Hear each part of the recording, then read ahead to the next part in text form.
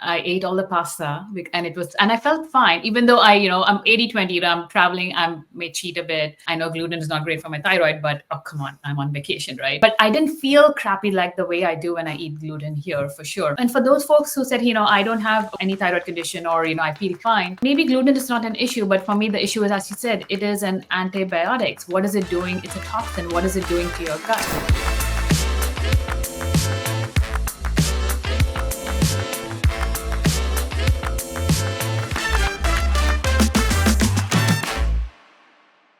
Hello, everybody. Welcome to another episode of the Trust Your Gut podcast. I am your hostess, Ruhamah, the Kombucha Mamma, and I am so excited to be here today with Divya Gupta from Functional Holistic Nutrition. One of the cornerstones of our health is our gut health. And so we're going to talk to Divya today all about her journey from Silicon Valley to Functional Holistic Nutritionist and everything in between. So welcome, Divya. So glad to have you here today. Same here. Thank you so much for having me, Hannah. And by the way, I love the name Hannah. It just rolls so easily off the tongue. And it's Friday. I'm so excited to be here and with everyone in the community to talk all about the gut. It's one of my favorite topics to talk about. And that's how, my healing journey started.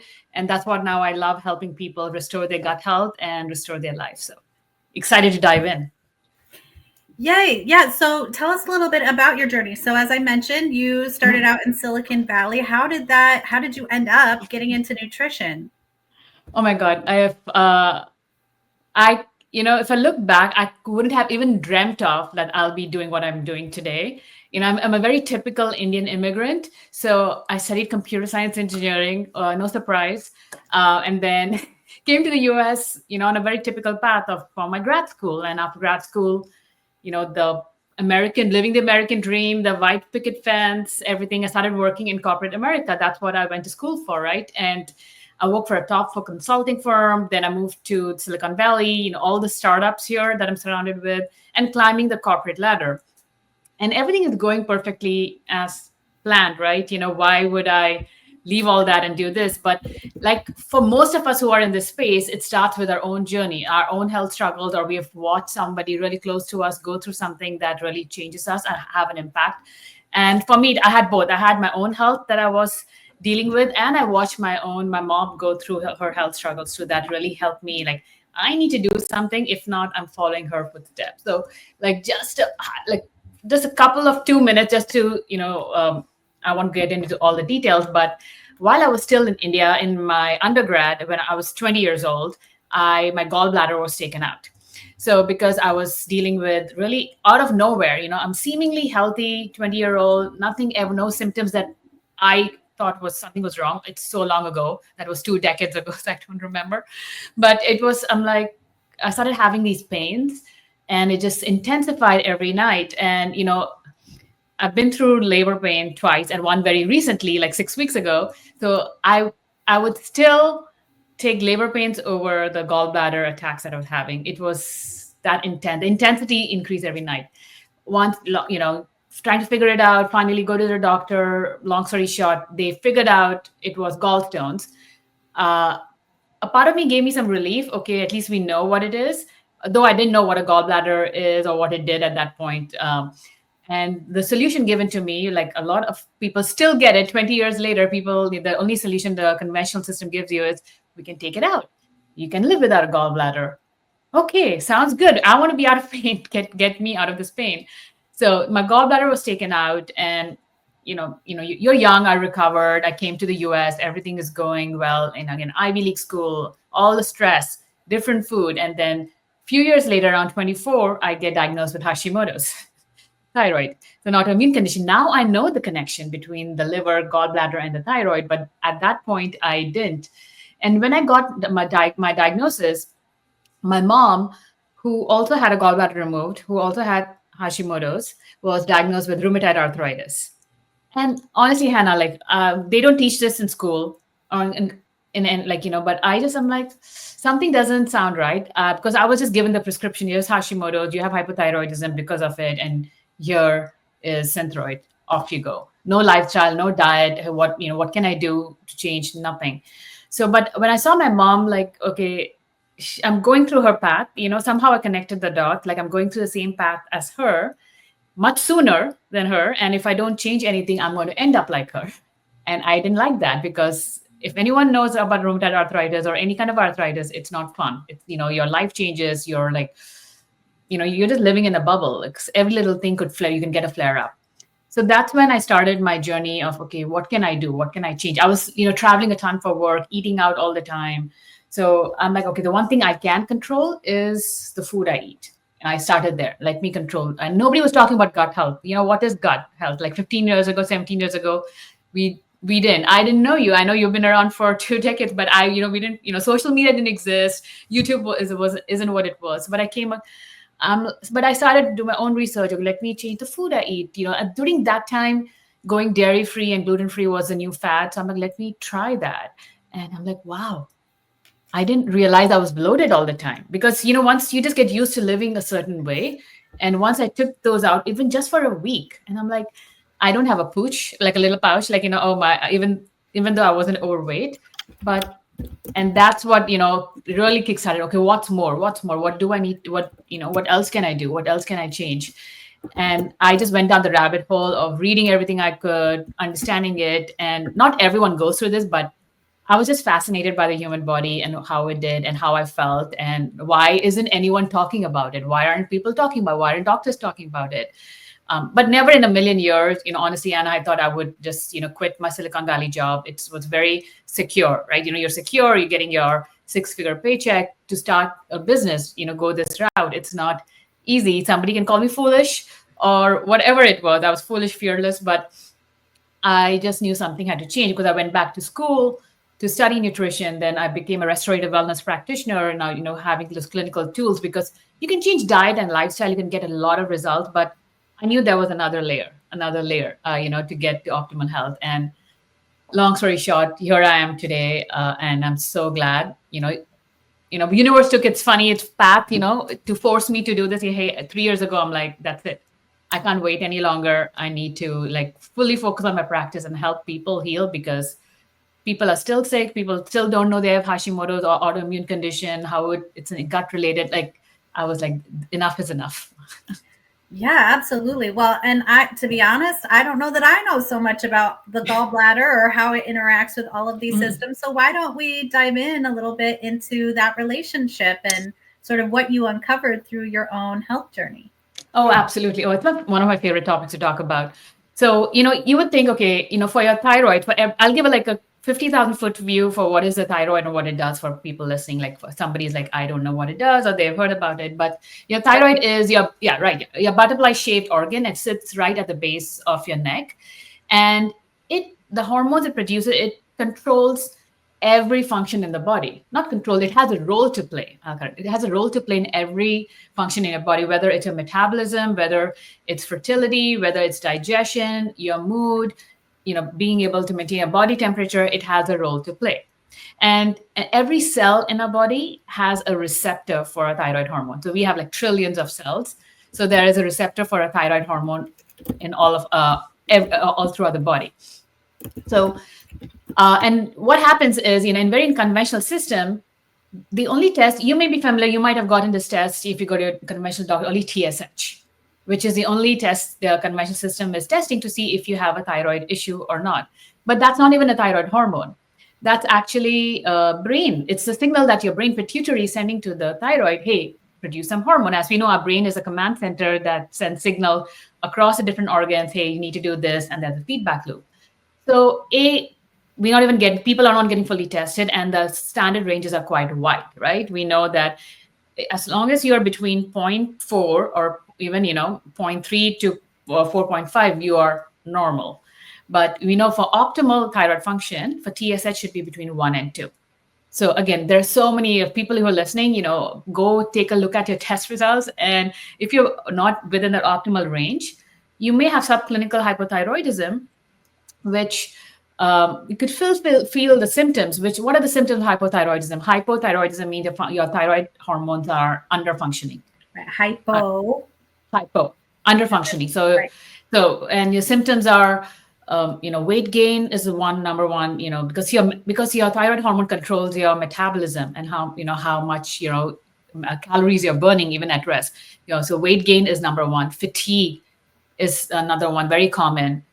Feeling I remember that was, I would sleep for 10 hours as 20 something, and I would wake up, I'm still tired. Like, it's a very different kind of tiredness. It's not something that sleep can you just rest and you'd recover.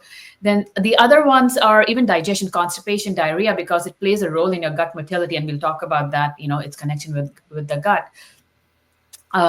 Fertility, everything, your mood, your brain feeling brain fog, it has a role to play in everything. Now, once your thyroid gets the signal, it produces two hormones, T4 and T3. Now, your T4 is, just think of it as inactive, and T3 is the active. So so that's what it makes. T4 is inactive, T3 is active, and it produces some T3. And when I was talking about every cell has a receptor for the thyroid hormone, it's for the T3 hormone, not for T4. So our body is very, very smart. It is intelligent. It does that for a reason, because as the body requires, the body will be able to convert the T4 into T3 to do whatever it needs to do. So, and where does the conversion happen? It happens in the liver. It happens in the peripheral tissues of our body. It happens in the gut as well. So that conversion from inactive thyroid hormone to active thyroid hormone happens in the gut. So that's why, some people, even if they have normal or even optimal TSH, if your thyroid is not producing enough hormone, or you may be even producing enough hormones, you may not be converting up correctly. You may still have all the symptoms or still feel like crap. So that's why we need to get full testing and take a look at the whole gamut, 6 tests I talk about, and how you're feeling. But that's one. So going back, I just wanted to give that overview introduction to everyone so that makes sense. So when it comes to the liver and gallbladder, your thyroid and the liver also have a symbiotic relationship. They're communicating to each other. So the thyroid hormone also plays a role with cholesterol synthesis in the liver. So we know all hormones are made of fat, and all hormones, the main ingredient is cholesterol. So we need cholesterol, so that's produced in the liver. And just imagine if your thyroid hormone is underfunctioning, or if you don't have enough thyroid hormone, that will have an impact on the liver's ability to produce cholesterol in the right quantity, in the right, form as well. The next is the liver also produces is bile.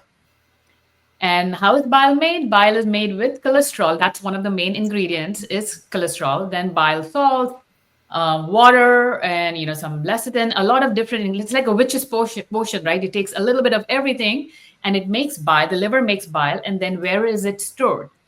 It's stored in the gallbladder. So now the bile, because the liver makes a bile, and our body is very intelligent. Hey, let's just store it here, so that what the gallbladder does is once the bile comes in from the liver, it makes it thicker. It sits there. It makes it, just imagine like a dish soap. If it's really thin, it's not going to do its job too well. We want it in the right little thickness consistency. So it makes it in the right consistency. So, and when we eat a meal that has fat in it, a body can squeeze out the bile from the gallbladder, so we can digest our food and extract, especially the fats in the food, and we can absorb those nutrients and fat-soluble vitamins. That's just, again, bile does a whole lot more than just this, because nothing in a body just provides one function. A body is multifaceted. So that's super, super interesting, right? So now this thyroid, liver, and gallbladder axis, right? So if you have underfunctioning thyroid, it will have a direct impact on your cholesterol. Then just imagine if your cholesterol is too thick, that's forming, your bile will have more cholesterol, more thick. It doesn't, it's like, it's the recipe is off. It's right. Too thick. And then when it goes into the gallbladder, it's sitting there, it's more thick. Most gallbladder stones that people find are cholesterol based because it has more cholesterol and none of the other ingredients in the right quantity. And the other piece where the thyroid hormone is, we talk about, I mentioned that your gallbladder squeezes out the bile when you eat a food, right? It takes energy for the body to squeeze it out. And what does the thyroid hormone help with? Is energy as well, right? Not just the physical energy. We think of energy, when everyone talks about physical energy, the ability to get out of bed, go on a hike, do all the activities. But your body requires energy to function. Your heart requires energy to function. Your digestion, even if you're not doing anything, we are breathing, our heart's functioning, our digestion is working. So even the act of squeezing out the bile from the gallbladder requires energy. Now, if you have low thyroid hormone, not enough T3, so even your TSH is normal, your T4 is normal, but you're not converting, your gallbladder is lethargic, sluggish. Now it's not squeezing out the bile appropriately into the small intestine. Now the bile starts backing up. It Mm. gets sludgy, and then eventually it forms stones. So, Okay, so gallstones is actually an early indicator of the thyroid not functioning properly, either the oh, thyroid and or the liver. absolutely. You got it. You're so smart. Perfect. So exactly. So that's why, when at 20, when my gallbladder was, taken out, it had stones. If a doctor looked at, hey, why? Mm. Going upstream. Was it my liver, or was it my my thyroid had started to underfunction? Because by the time it showed up in the test results, it took another 4 to 5 years by, hey, you're hypothyroidism. If it had happened, maybe I would not have gotten to a Hashimoto's diagnosis or hypothyroidism. It could have been turned around. But you know what? Everything happens for a reason. I wouldn't have been here if I had not gone through that experience. So that's okay. But now, if everyone listening, if you have gallstones or if you have gallbladder attacks issues, start looking at your thyroid. That could be, and your liver. What's going on with the liver? So again, there's a lot more, but yeah, your thyroid is connected with every organ in the body too. Well, and that, I mean, like you're saying, everything's connected. There's a relationship to everything. Of course, I'm going to bring in kombucha and fermented foods because one of Mhm. the acids in kombucha, glucuronic acid specifically, bonds to Mhm. toxic molecules in the liver and helps to escort them out of the Mhm. body. And so, when it comes to metabolic function and helping with all of that, kombucha and likely other fermented foods is one of the things that definitely can help support that. And so, um, if you're someone who's struggling with some of these issues, starting to add in fermented foods can really help. Mhm. And you did mention that where you went to first to deal with your hypothyroidism was to your diet. So, what types of changes did you make in order to help support your body? Yeah. So again, I got the autoimmune. Hashimoto's is an autoimmune condition that, I was said I have hypothyroidism. For everyone listening, if you have an autoimmune condition, it's a gut related issue. It's not my thyroid. It's, yes, those antibodies eventually started attacking my thyroid gland, and that led to tissue damage and hypothyroidism, but it's your gut related issue. So if you are out there thinking that your synthroid is going to reduce your antibodies, no. Newsflash, no, it's not going to do anything for your antibodies. It's just replacing the hormone. Mm. So yeah, when I started, back, I did not know about the gut or how I'm doing, but where I started first was taking out gluten and dairy. Those were the first changes I made, and gluten is everywhere. And I was traveling a lot, so I was eating out, and I was a vegetarian at that point. So my diet was very gluten heavy, a lot of dairy, a lot of sandwiches and cheese. So just taking out those two foods, and especially if you have Hashimoto's, those are the two biggest culprits. It increases inflammation, and also with especially with gluten, the protein molecule in gluten is very, very molecularly similar to our thyroid tissue. So the Mm. antibodies, when you eat gluten, mistake, because our antibodies, they are very smart. They start attacking, our immune system starts attacking these antibodies, but they're blind. They're just going after the shape, right? So then when those gluten, gliadin, that's a protein, looks very similar to a thyroid tissue, it will start attacking the thyroid. So that's why Hashimoto's leads to hypothyroidism. And other autoimmune conditions attacks different, like in rheumatoid arthritis, it's all of your joints, right? It's attacking. So those are the foods that I added. But again, I didn't know I was doing it at that point, but then getting in really whole foods, right? And fruits and vegetable, trying to eat clean, because we know a lot of conventional products have toxins in it. Pesticide. There's pesticides in it that can really disrupt your gut microbiome. And, you know, the glyphosate in gluten also is as also an antibiotic. That's how it started. So just making these small changes. And, was I consistent at that point? No, because I didn't know what I was doing. I was just trying, experimenting. But that's where I started feeling the change. And then I'm like, okay, when I bring these foods back, I'm again back to normal. I need to take it out. And, as over the years, then definitely, gut became such a huge focus. And it's not about just popping in probiotics, right? it's not, yes, it's helpful, right kinds, it can be helpful, but at the same time, what does your diet look like to ensure that you are, constantly inoculating, introducing the right kind of bacteria to your system? Because back in the hunter and gatherers day, or back in the day, they were pickling their food, they're preserving their food, they were getting access, they were not washing everything, they were getting access to these beneficial bacteria naturally now. And Soil-based then, organisms. Where do they live? In the in the soil. soil. You have a little bit of dirt on your veggie. If it's not been sprayed with a bunch of pesticides, that's not the worst thing in the world. And Absolutely. Children, they love to eat mud pies. They will eat anything and everything, because really our immune system starts right here, because our immune system is our digestive system, which is what you've been talking about. Now, you are also a trained chef. So you're now I'm sorry. You're not a trained chef, but you have become more aware of your cooking practices because of all of these issues. But what I was hearing you say is that you did some experimentation with elimination, and then you folded things back in. You saw how your body responded, and then you decided to make more permanent changes. Is that right?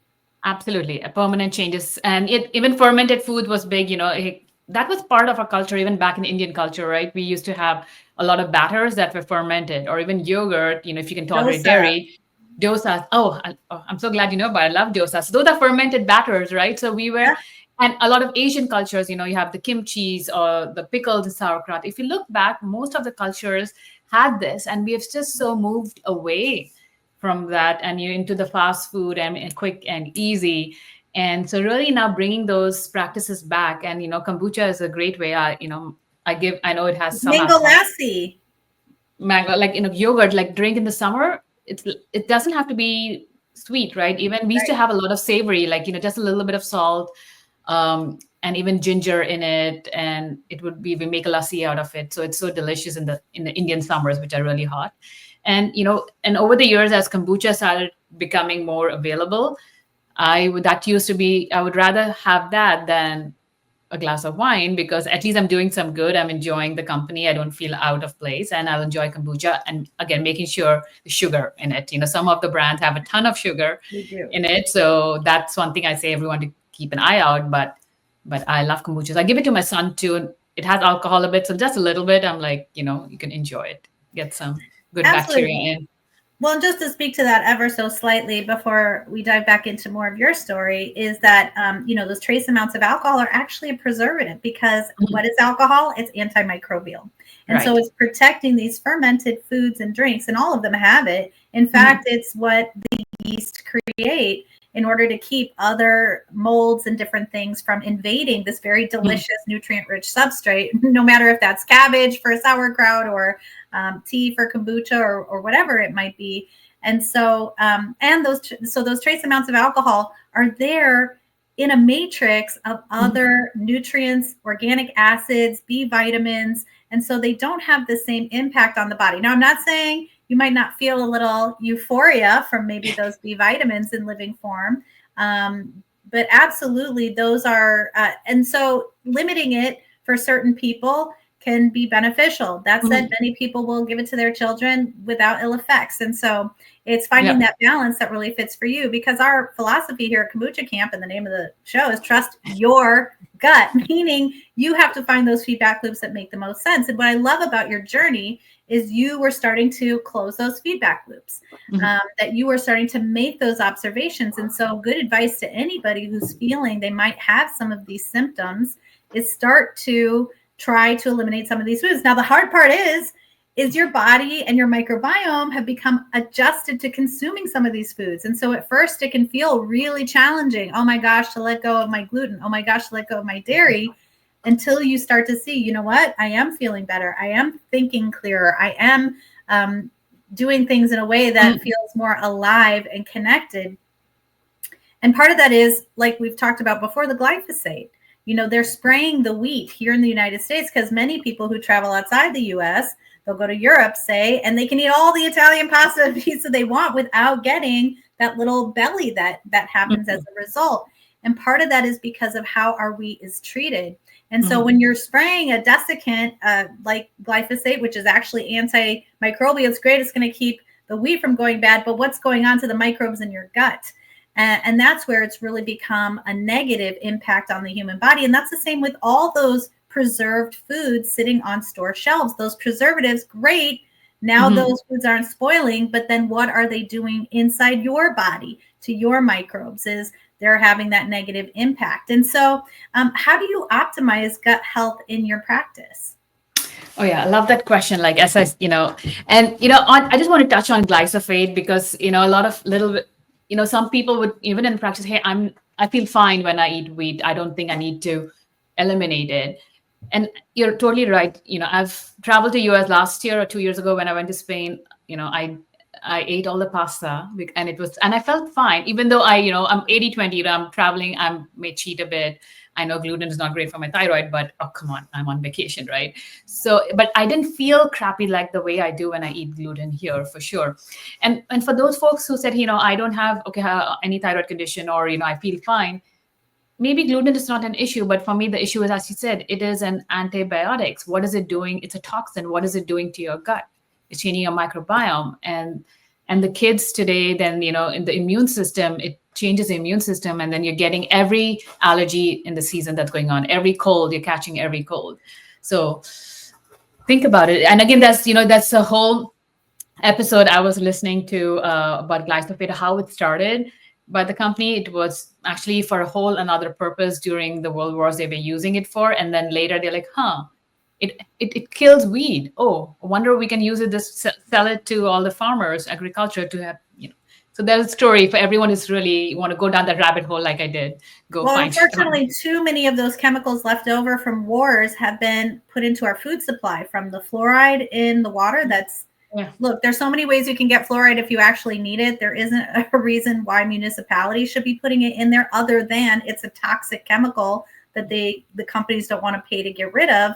And so they came up with this idea if you dilute it down, it's going to be fine. Well, what we've now come to understand, and this is an issue that at Kombucha Kamp we talked about decades ago, right? But it's exciting to see that the rest of the world is catching up to what you and I have discovered on our own, which is when we end up in toxic overload, our body simply can't respond. And I don't want to rush over.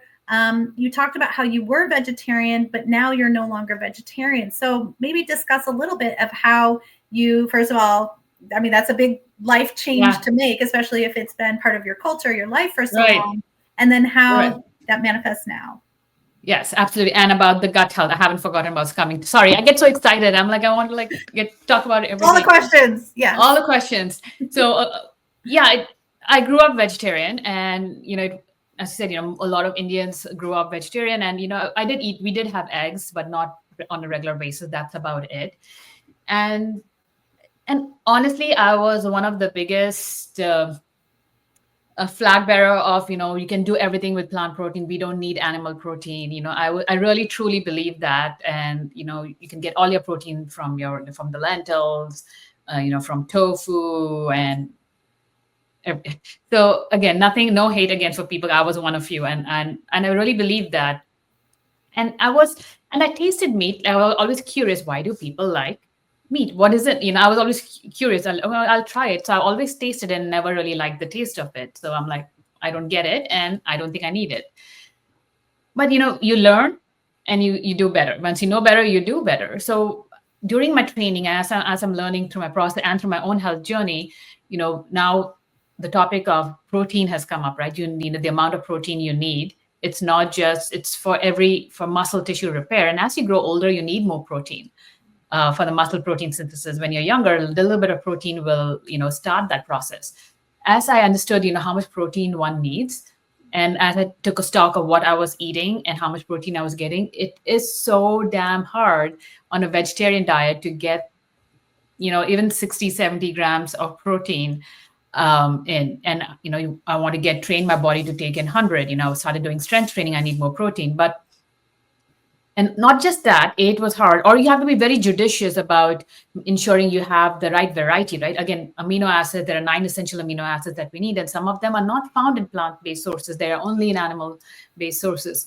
So, now I've taken out dairy out of my diet, which is for a vegetarian. If you're a vegetarian, that's one of your main protein sources. Now I've taken dairy out. now what? I'm left with lentils and beans, and how many lentils and beans can I eat to get the amount of protein that I need? But lentils and beans, they're great. I love eating, having them as part of my diet. They provide a lot of fiber, a lot of B vitamins, but they also have a ton of carbs, right? So I can't eat 8 cups or 9 cups of beans and then I'll be bloated. Like, if your digestion's up, then people are like, oh, I don't digest beans or legumes. I don't feel good, right? Again, grains have a similar issue to wheat too, with they're sprayed with a ton of different stuff as well, even if you get organic. So that's what motivated me. I'm like, okay, I need to start incorporating animal protein. And, once I understood that, and I started, it's been 2 or 3 years, very recent, but I started slow.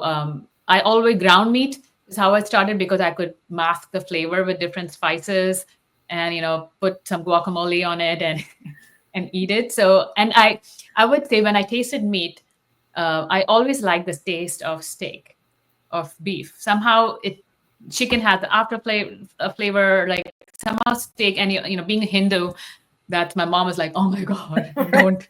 Literally the sacred cow. You sacred cow, sacrilegious, but I'm like, my family is very like, do what you have to do. Like they don't really make me like, oh, you can't do this, you can't do that. We are grown-ups. So I always liked the taste of steak. So that's where it was easy to get meatballs, like spaghetti, gluten-free spaghetti and meatballs. So I started slowly. And now, once you start eating, I started feeling better, it was easy to make, hey, protein, get me a salad, my meal's done. I don't have to, and you feel full, and you, for 3 or 4, for blood sugar balance as well. So that's how I started. And I know it sounds easy, but it took me a while to even to learn how to cook meat. Now I cook meat. My husband is so happy. He's like, where were you 10 years ago? Because he eats anything that moves, he eats. But our household was more vegetarian because I wouldn't cook it. So he's like, where were you? I'm so happy. Wish you had changed 10 years ago. Our life would have been so much different. But I also like, quality of meat is important, just like conventional produce. Even meats are, again, treated with hormones, and what they're eating, how they are even raised. If they are stressed, those hormones can go into the meat. So I use Butcher Block subscription to get good quality, high quality meat. So I would only eat meat at home that I cook. I avoid eating it outside. But that's how I incorporated it into my diet. Again, I don't eat a lot of the gamey meat like lamb and pork. If that's still, maybe never say never, right? But right now, like chicken, turkey, steak. Exactly. Everybody's got their something. But well, and we'll get to optimizing gut health in your practice, but obviously it's got to do with food. And so making these different choices. But like you're saying, once you wake up to what's going on with the food and how much of it is tainted, it is so hard to go out to eat. I have to tell you, at least affordably. Right. And so we cook so much at home. And while I never fancied myself a cook, I started out microwaving stuff and, ramen. And I grew up with canned foods, lots of canned foods growing up. And I have completely changed how I cook and how much meat we eat, and sourcing is always really important for that. And so for your clients, is optimizing their gut health, is it primarily through diet, or are there other, ways that you're supporting them? Oh yeah. So there's, again, as like our body, nothing works in isolation. Similarly, as we get started on a healing journey, diet plays a huge role, but it's not everything. That's how, I got into getting home. I made these diet changes. I feel better, but that's something missing, right? So that's when I started adding this clinical tool to my practice. Is so each one of my clients, we do a stool test, because we need to know what your particular microbiome balance is looking, because we all grew up in a different environment. We all were exposed to different foods. We probably have had different rounds of antibiotics as growing up. We all did. That was just normal. Hey, you feel sick, you have infection, or viral or bacterial, here's an antibiotic. So we all have that. So the first place to start is to doing a stool test, which really informs me what's going on. Again, I've never seen even mine wasn't perfect, but the goal is not to perfection or clean, but if there is inflammatory bacteria going on, if there is, overgrowth of bacteria that is impacting digestion, in inflammatory markers, enzymes markers, if there is parasite growing. So it just getting understanding of that. That's the first place we start. And I also like to do hand in hand with that is a food sensitivity test, because it's not just about eating healthy food, but eating the right healthy food for your body. So especially if you have an autoimmune condition, I'm sure you've talked about it, the whole leaky gut, right? Our gut barrier function, because our gut wall, everyone, like, it's just one cell wall thick. And over the course, with all these toxins we are exposed to, the glyphosate, um, environmental toxin, it also impacts our gut lining wall, and eventually there creates holes, or the little opening. Now things are getting through into a bloodstream that shouldn't be there, and that's what triggers an immune activation. So, and that's why certain healthy foods can also start, a body starts reacting to it. Go, hey, it's not supposed to be undigested in our blood form, and starts attacking it. So I like to do the food sensitivity test to really inform, okay, which foods are triggering those inflammatory responses, so we can take those out just for a short time, not forever. The goal is not to take the foods out forever, because when I did the test for myself, spinach and olive came up as sensitive, right? Which are healthy food, and I was definitely eating a lot of it in my green smoothies. But just taking those out just for a short time while we heal the gut. Yes. So that also helps inform the diet, what diet you need to eat. If there are, again, other pieces to the puzzle as well for the individual going on, but that really helps going into in getting back your gut into balance, whether they don't have enough of the right bacteria, or if they have things growing, inflammatory bacteria growing. So we can start the eradication process. But to even support gut, we need the good liver function, right? We need Right. the good gallbladder. We need the good bile flow, because what does bile do apart from helping digest the fats in the food, so we can absorb the fat soluble vitamins A, D, E, and K, all fat soluble. We need bile. And how many people do we know are low in D and all these vitamins, and they're popping in supplements? And hey, I'm taking all these supplements, but my value is still low. You need bile for that. And bile is also an antimicrobial. It helps to Mhm. clean up pathogens, and it also helps to bind to toxins that are in our body and get rid of it when we go have a bowel movement. So it's really making sure the digestion, I think, is really key more than the food. I try to, how can we improve your digestion? So if there's H. pylori, eradication needs to be done, supporting with digestive enzymes, supporting liver function, bile flow, and the gut with the right foods that are healthy for the person, and eradicating what's not supposed to be there. That really helps restore the gut function. Well, and that I love that you pair those things together, because first of all, I know it's not something we like to talk about or focus on, but our poo is really important. And, there's the whole Bristol scale that you can Mhm. use to sort of evaluate, are my bowel movements as they should be? Am I having enough of them? There's even a yoga pose that helps to, the squat that really helps to, there's squatty Yeah. potty, right? So even the way that our toilets are designed doesn't allow for optimal elimination.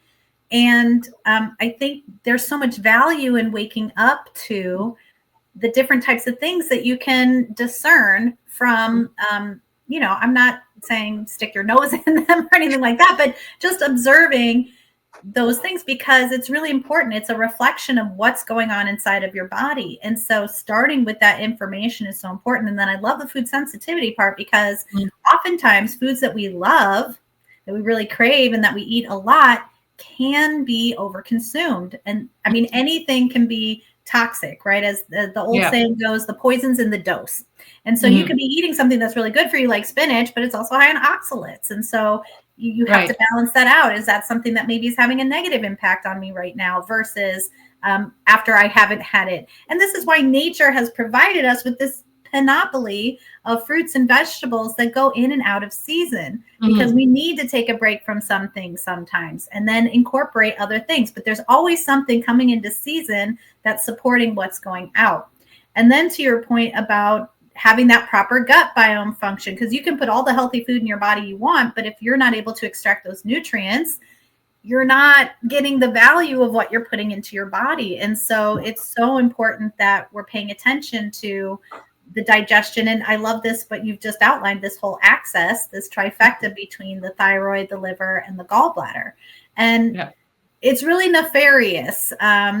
The information that we have been provided from the government regarding what foods we should or shouldn't be eating. I mean, this whole notion that cholesterol is bad for us is it's awful, or that we should have low salt diets, or right, like there are so many ways in which we have been manipulated into harming ourselves to then seek external remedies, not understanding that it's the very inputs we're putting into our body. So I'm excited that we're changing that all of us are contributing to this bigger body of knowledge, to helping more people raise awareness about it. Because like your path, the next step was going to be rheumatoid arthritis. And you saw how debilitating and damaging that was for your mother. And you were able to make that sort of connection and switch. And now here you are helping other people to break that free of that cycle as well. So absolutely, like, everyone say it's in your genes, it's epigenetics. I believe in that. Yes, genes play a role, but which genes turn on and off, it depends on our lifestyle, our environment, our mindset as well. I think that's where it plays a huge role. Yes, I could have gotten rheumatoid arthritis or something else, who knows, because once you get one autoimmune condition, you're 3 times likely to get another one. And I don't wish it upon anyone. No, so please, nobody anyone wants to be listening, stacking autoimmune diseases. and it's on the rise, right? And it's sad that we have to people have to learn how to eat. But I really like what you said. If you just eat in season, if nature is very intelligent, if you eat in season, the abundance of fruits and vegetables as we are getting into spring of the weather, and as we go into fall, the things change. Our body can stay in balance, and having those fermented foods. And again, a lot of people are not able to tolerate it because their gut microbiome is out of balance, and then it produces a lot of histamine for them, and they're like, it doesn't work for me. But that's the fermented foods are not the issue. It's getting your gut back into balance. So exactly right. And and that can be a very powerful indicator. So it's always great to try and add them. But then again, it's that observation on the other end. Oh, is my body responding to this or not? Because if it isn't, then that's likely you have those holes in your gut lining that are allowing the bacteria to get to places they're not supposed to be. And therefore they're creating havoc in the rest of your body. But this is a lot of information, and I'm sure people are really excited to learn how they can connect with you. And I know that you're also offering a comprehensive hypothyroidism guide along with a 50-minute session. So we're really excited to offer the 50-minute session. There's only one of those, so we're going to do a giveaway on that. But the man has arrived. But tell us a little bit more. Where can we find you? Where can we find out more about your work? How can we work with you? How can people learn more?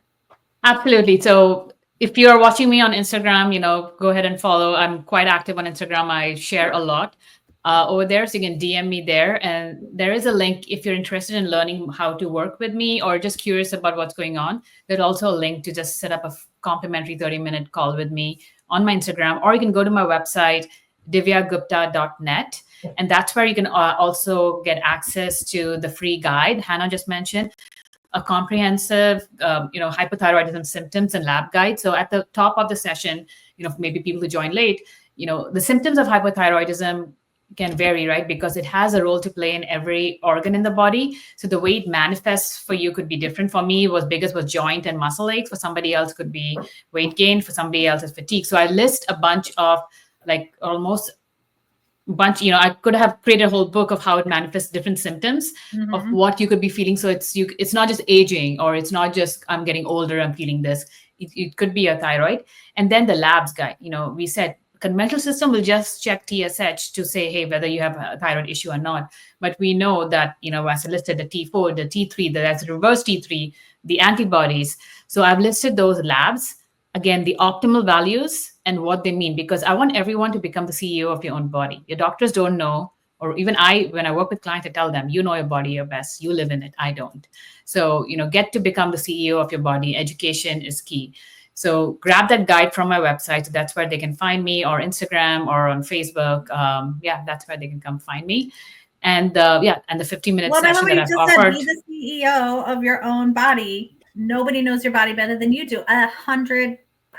That is absolutely accurate. And in fact, what I love about what you just said is it empowers everybody. Instead of feeling disempowered, oh, I don't feel good, I'm doing these tests with these doctors, I'm taking these pills, things stop working after a while, or they're not working as they should, or now I have this other issue to deal with. There is so much you can do just by, first of all, raising your awareness, working with people who can help support you on your journey, and just making some simple changes that can help to undo so much of this damage that we're incurring. So I love those messages of hope. Thank you so much for being here with us today, Divya. It was such a pleasure to learn more about you, your journey, and this trifecta that we just outlined. Oh, thank you so much for having me, Hannah, and for doing the work that you've been doing for decades. It's so important. And finally, things you were talking about a long time ago, where people are like, "What is she talking about now?" Now they can all shut up. Well, now your husband can eat meat. Now my husband can eat meat. And yes. Change is good. Change is always happening. Well, thank you so Yes. much for being here. Really lovely to see you. We'll see you again Same. soon. See you again soon. Thank you. Take Bye. care.